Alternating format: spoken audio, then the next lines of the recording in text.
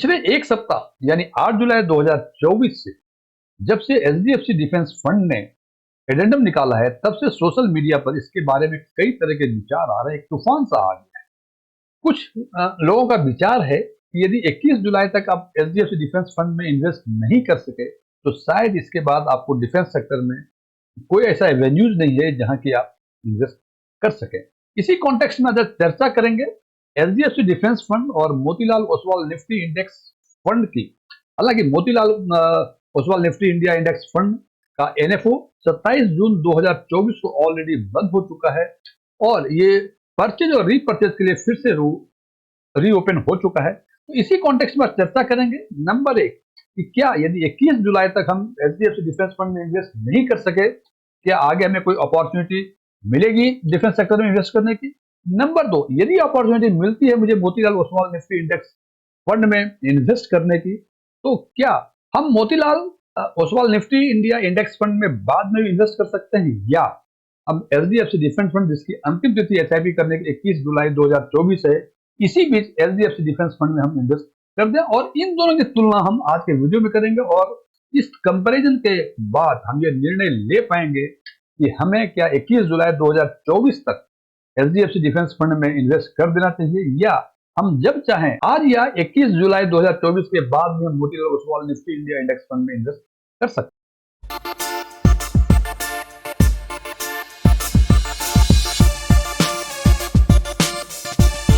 इस पर आगे चर्चा करने के पहले मैं अपने व्यूअर्स को बताना चाहूंगा कि 8 जुलाई 2024 को जो एचडीएफसी डिफेंस फंड ने एडेंडम निकाला है और जो इफेक्टिव है 22 जुलाई 2024 से, आखिर इसमें है क्या, जिससे कि इन दोनों में जब कंपेयर करें कि ये हाई तोबा जो सोशल मीडिया पे आ रही है, इसके कारण क्या है।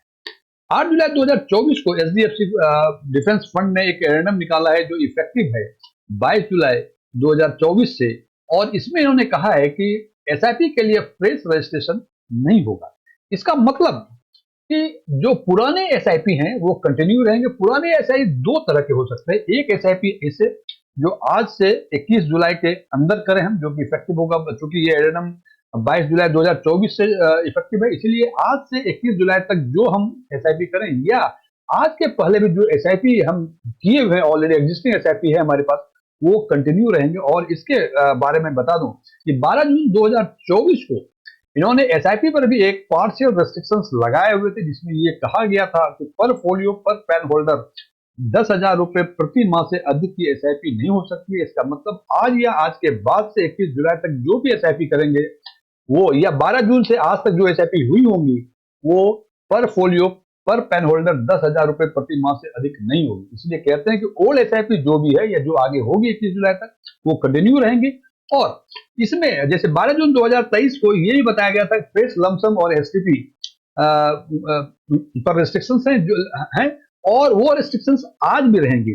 और एक समस्या है, एक कंफ्यूजन अमंग द इन्वेस्टर्स है कि ये इतने सारे रेस्ट्रिक्शन एचडीएफसी डिफेंस फंड ने लगाए हैं, तो क्या रिडम्पशंस पे कोई रेस्ट्रिक्शंस है? तो जनाब, रिडम्पशंस पे कोई रेस्ट्रिक्शंस नहीं है। अब चूंकि हम एचडीएफसी डिफेंस फंड और Motilal Oswal Nifty India defence index fund का कंपेरिजन करेंगे, जनाब एक चीज बता दूं मैं, एचडीएफसी डिफेंस फंड का जो बेंचमार्क इंडेक्स है वो निफ्टी 50 है, जबकि Motilal Oswal Nifty India defence index fund का जो बेंचमार्क है वो निफ्टी इंडिया डिफेंस इंडेक्स है, पीआरआई है। इसका मतलब हम ये चूंकि ये भी जानते हैं कि चूंकि ये इंडेक्स फंड है, इसलिए ये पैसिवली मैनेज फंड है, इसका मतलब ये इन टोटो फॉलो करेगा निफ्टी इंडिया डिफेंस इंडेक्स के हिसाब से। तो यदि हमको Motilal Oswal Nifty India index fund के बारे में एक्सपेक्टेड रिटर्न या एस्टिमेटेड रिटर्न के बारे में बात करें, या ऐसे कुछ कंपोजिशन के बारे में बात करें, तो हमें यह जानना पड़ेगा कि Nifty India defence index fund की कहानी क्या है, इसमें क्या कंपोजिशन हैं और इसके परफॉर्मेंस क्या है। तो सबसे पहले बात करते हैं Nifty India defence index PRI की। इसमें कहते हैं कि मैक्स 15 स्टॉक्स का कंपोजिशन है इसमें, और जो टॉप 10 स्टॉक्स हैं इसका कंपोजिशन 94% के हिसाब से है। जनाब ये जान लें कि टॉप 10 स्टॉक्स जो हैं, इसमें टोटल 15 स्टॉक्स होते हैं, टॉप 10 स्टॉक्स का कंपोजिशन जो ऐसे लोकेशन है वो 94% है। और इनका जो वेट डिसाइड होता है ये फ्री फ्लोट मार्केट कैपिटलाइजेशन के हिसाब से होता है। इसका मतलब कौन से टॉप 10 में रहेंगे ये डिपेंड करेगा फ्री फ्लोट मार्केट कैपिटलाइजेशन के हिसाब से। और ये मार्केट कैपिटलाइजेशन जो है ये एडजस्ट होता है एवरी 6 मंथ्स, और वो 6 मंथ्स है, मार्च और सितंबर, यानी हर वर्ष मार्च और सितंबर में इनका मार्केट कैपिटलाइजेशन फिक्स होता है। उसके बाद ये डिसाइड होता है कि टॉप 10 में कौन रहेंगे, टॉप 5 में कौन रहेंगे, उसके हिसाब से डिसाइड होता है। इसमें एक चीज और कंडीशंस हैं कि किसी भी एक स्टॉक का एचडी लोकेशन जो है 20% से अधिक इस इंडेक्स में नहीं होगा।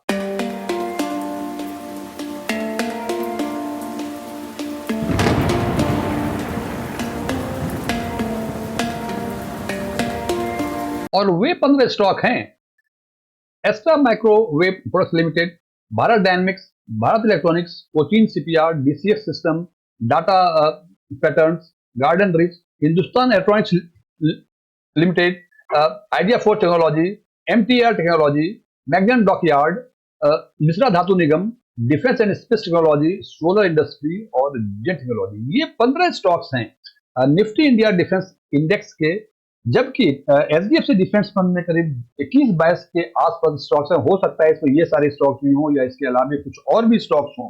अब यदि इन दोनों फंड के पोर्टफोलियो की बातें करें तो सबसे पहले हम बातें करते हैं एचडीएफसी डिफेंस फंड की। जैसा कि हमने पहले बताया था कि इसमें 21-22 के आसपास स्टॉक्स हैं। हालांकि इनका बेंचमार्क निफ्टी 50 है, ये अप टू 50 स्टॉक तक जा सकते हैं। तो इनके टॉप 3 होल्डिंग्स जो है एचडीएफसी डिफेंस फंड के, वो हैं HAL, Hindustan aeronautics limited, Bharat electronics और प्रीमियर एक्सप्लोसिव। और इनकी होल्डिंग की बातें करें तो एचएएल 21.22% है, भारत इलेक्ट्रॉनिक्स 19.80% है और प्रीमियर एक्सप्लोसिविटी 8.09%। वहीं टॉप 3 यदि Nifty India defence index fund की बातें करें, इसमें भी 2 स्टॉक जो है वो कॉमन है, भारत इलेक्ट्रॉनिक्स और एचएएल। हालांकि इंडेक्स फंड में सबसे टॉप होल्डिंग जो है भारत इलेक्ट्रॉनिक्स का है, जबकि एचडीएफसी डिफेंस फंड में ये सेकंड नंबर पे है। फर्स्ट नंबर पे सेकंड नंबर पे इंडेक्स में 19.50 है एचएएल का, जो कि एचडीएफसी डिफेंस फंड में इट इज 21.22%। और तीसरा जो है एचडीएफसी डिफेंस फंड में प्रीमियर एक्सप्लोसिव है, उसकी जगह पे यहाँ सोलर इंडस्ट्री है जिसका की भागीदारी 14.03% है। और यदि हम इन दोनों के टॉप 3 स्टॉक्स की बातें करते हैं तो एचडीएफसी में टॉप 3 स्टॉक्स ऑलमोस्ट 49% के आसपास का पोजीशन है, जबकि Nifty India defence index fund में इट इज अराउंड 53%।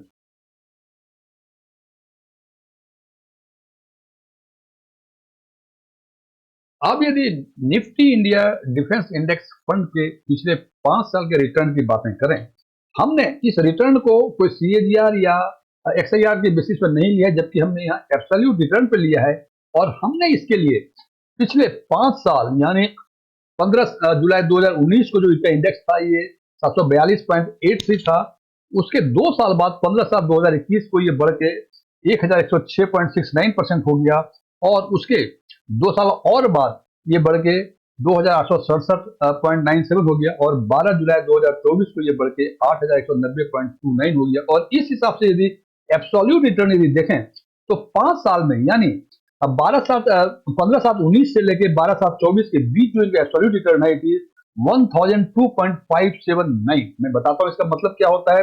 ये 3 साल की बातें करें ये 640.07 है, और यदि 1 साल की बातें करें तो ये 185.578 है। यदि इसको हम कन्वर्ट करें इस मामले में, यदि आपसे 5 साल पहले आप इस इंडेक्स फंड में 1 लाख रुपए डाले होते तो 5 साल पहले डाले होते तो आज के दिन में ये 10,02,580 रुपए हो जाते। 3 साल पहले यानी आप 15/7/21 को इसमें 1 लाख रुपए डाले होते ये 6,40,070 रुपए हो जाते। और यदि 1 साल पहले यानी 17 जुलाई 2023 को यदि इसमें 1 लाख रुपए आप इस इंडेक्स फंड में डाले होते या इसको फॉलो किए होते तो आज के दिन में ये 1,85,580 रुपए हो जाते।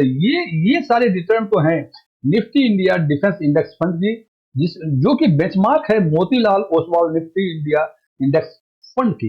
और यही बातें करें हम एचडीएफसी डिफेंस फंड की, तो 1 साल पहले यदि HDFC defence India index fund में, क्योंकि इनका 1 ही साल का 1 साल 1 महीने का इनका पुराना फंड है, 1 साल पहले यदि डाले होते तो आज के दिन में 1,32,975 रुपए होते।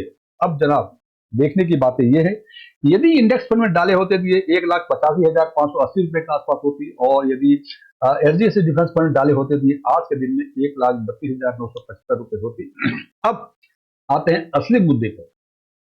पहला मुद्दा कि क्या हमें Motilal Oswal Nifty index fund को फॉलो करना चाहिए। इसके लिए हमें यह देखना पड़ेगा कि मोतीलाल ओसवाल का रीपरचेज और परचेज के लिए ये फिर से रीओपन हो चुका है। आज के दिन में आप इसमें लमसम या एसआईपी दोनों ही डाल सकते हैं, जबकि एचडीएफसी डिफेंस फंड में 21 जुलाई तक ही केवल एसआईपी 10,000 रुपए प्रति माह के हिसाब से डाल सकते हैं। अब दोनों की तुलना करें, यदि ये एचडीएफसी डिफेंस फंड में आज के दिन में, जबकि उनका पिछले एक साल का परफॉर्मेंस जो है Nifty India defence index fund से अच्छा नहीं है, तो हम एचडीएफसी डिफेंस फंड के 21 जुलाई या 22 जुलाई तक जो भी डेट दिया, जो एलिमेंट 8 जुलाई 2024 का, उसको उससे हमें पैनिक क्यों करना चाहिए? हमें इसके बाद भी अपॉर्चुनिटी है कि जब हम चाहें Motilal Oswal Nifty India index fund में हम इन्वेस्ट कर सकते हैं।